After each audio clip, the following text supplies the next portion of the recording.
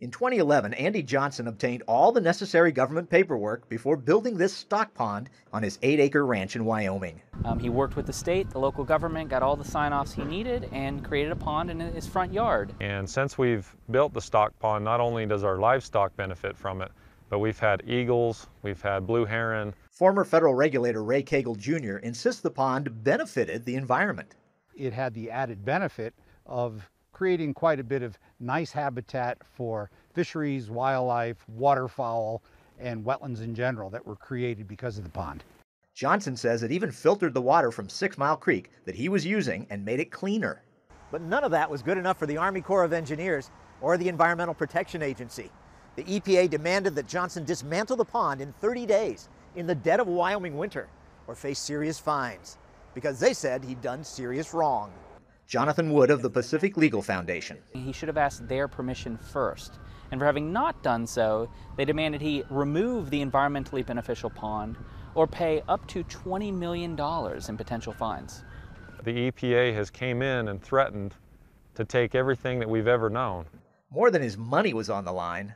Almost every environmental statute includes criminal provisions, so you could go to jail and face criminal fines for things that most of us take for granted on our own property, like moving dirt from one place to another. The potential fines were about $37,500 a day and piled up into the millions because Johnson ended up in a long, hard fight against the feds. We suffered many sleepless nights. We're still fighting the battle. Johnson and his lawyers announced in 2015 they were suing the government over its treatment of the Johnson family.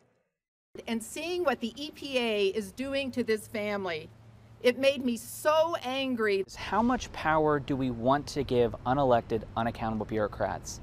Wyoming's 2 senators wrote the EPA. The compliance order reads like a draconian edict of a heavy-handed bureaucracy. It's just devastating to think that our government, the country that we live in, that I work so hard and pay taxes to, is now attacking us. I think the thing that people connect with in the Andy Johnson story is he's just like all of us. He was doing something that most of us would probably do on our own property without even thinking about. And for doing that, the government threatened to ruin his life and his family's life. The bureaucrats accused Johnson of violating the Clean Water Act and potentially affecting navigable waters they believed 6 Mile Creek fed. Someone went to the computer on their desk, pulled up Google Maps, and based just on that, accused this man of violating the law. Wyoming attorney Dan Frank points out how they made mistakes in reading the maps. Had they ever gone out, they would have found that it dead ends in a canal and it doesn't ever reach a navigable water of the United States. By just going by the map, they also mistook how the creek flowed.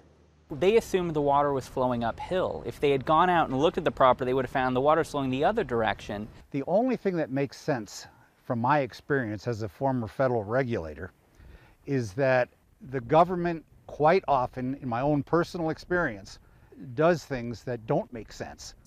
Given the mistakes his team uncovered, Johnson felt compelled to fight for as long as it took.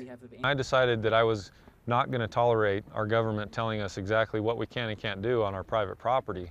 Ultimately, Johnson and his legal team won. The EPA backed down and gave up the fight. Wyoming Senator John Barrasso wrote after the government caved, "This settlement is a welcome rebuke of an agency that has gone too far."